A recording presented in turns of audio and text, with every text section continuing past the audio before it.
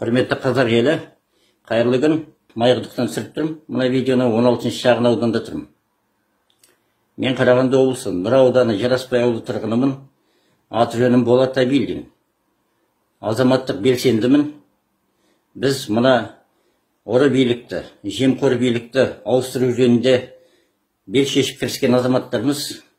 Сондықтан өзімнің осы таңдаған жолыма ешқашанда өкінбеймін. Және мені міне сонымнан қазір есік алдында учаскеге келіп тұр. Жанында қылмыстық істер жөніндегі тергеуші бар.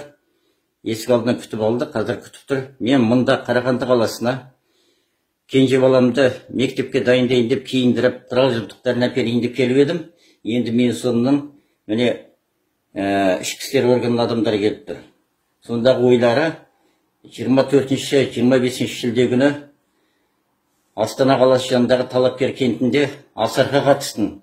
Яғни 8 күні Дулат Ағаділ марқұмның асында болдым деп кінә тағып отыр.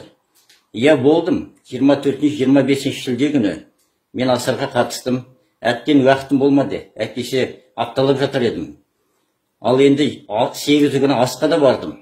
Иә, оған да өкінбеймін. Мен оны мақтан тұтамын. Өйткені Дулат Ағаділ марқұм халықтың батыры, халықтың ұлы.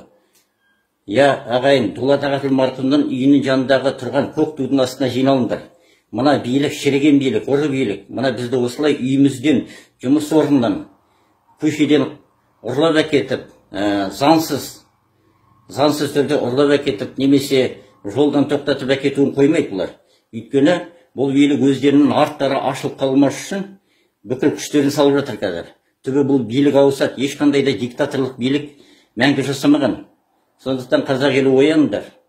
Ал енді 6 күні, тамыз айының 6 күні мені Дулат Ағаділ марқұмның астына жібермес үшін жұмыста күні бойы сонынан мәшинемен аңдып отыр. Мен нөмірі жоқ алдында. Toyota Camry деген мәшине. Мен бәрін фотоға түсіргем. Менде фотолар бар. Күні бойы отырып, мен оларды қапы қалдырып, қашып шығып едім. 7 күні барғам Талапкер ауылына. 8 күні аста болдым. Сол үшін бұлар мені қудалауда. Құдаламақ бұлай тұрсын, отырғызбақ ойлары бар. Еркек адамның басына нелер келіп, нелер кетпеген, одан жігіттер қорқып керек жоқ. Өзекті жанға бір өлім. Сондықтан бұлар қазір енді мені заңсыз әкетейін деп отыр ғой.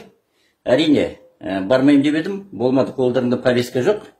Дегенмен ана өткендегі түсірген видеоны алған екен, заң бұзсын деп. Заң бұзған ешқандай да өзім мойындамаймын заң бұзсын деп. 408 дейме, сондай бапты айтып жатыр жана.